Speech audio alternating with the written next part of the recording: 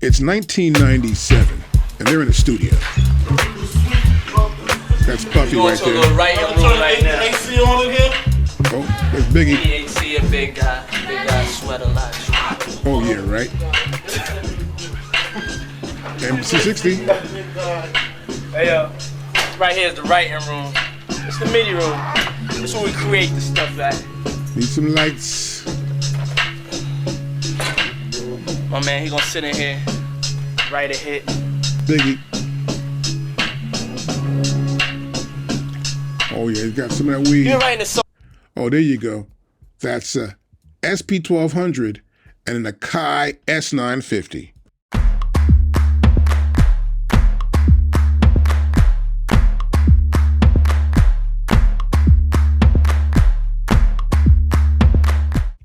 In 1984, AKAI Professional opens for business.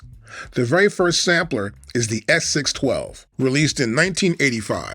Also in 1985, James Brown releases his first record with a drum machine on it. It's amazing. It's for Rocky IV, Living in America. Now in the same year as things change, Def Jam releases LL Cool J with just drum beats. And Phil Collins uses drum samples for his big hit, Sussudio. Now, the S612 sampler was a great sampler for its time. You could do 6 samples. You can save them to disk also, or keep them on the machine, because they have ROM internally. And it was cheaper than other samplers, and it just worked. In 1986, the music still keeps changing.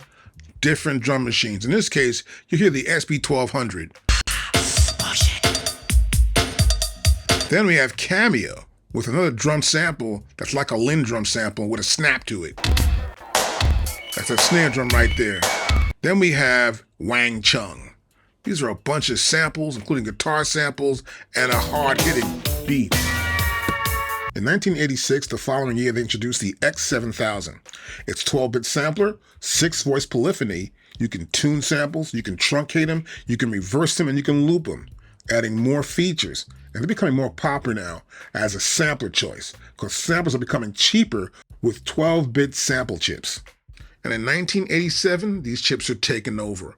AKAI released a bunch of samplers, including the S900, and Eric B. and Rakim have a big hit called Paid in Full.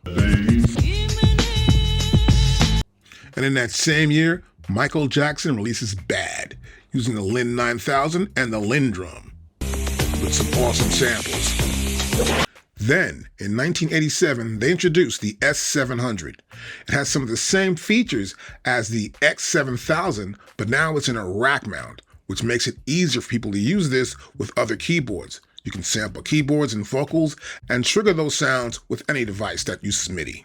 You can also change the sample rate from 6.3 to 16 kilohertz. In 1987, AKAI introduces the S900. Now this will become the blueprint for the next 5 AKAI samplers. They'll give you edit program, master tuning, and 8-note polyphony. It'll also become popular with a machine called the SP1200. Then in 1988, AKAI introduces the S950. Now the 950's got 8-voice polyphony.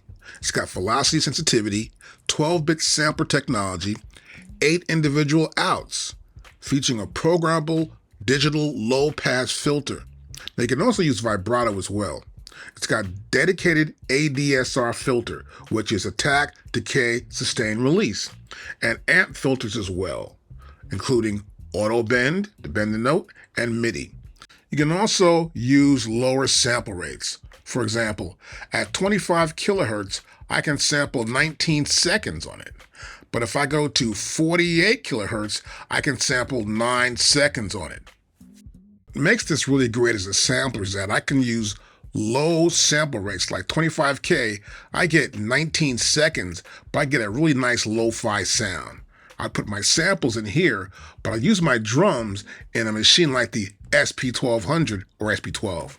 But it gives me a great hip-hop feel.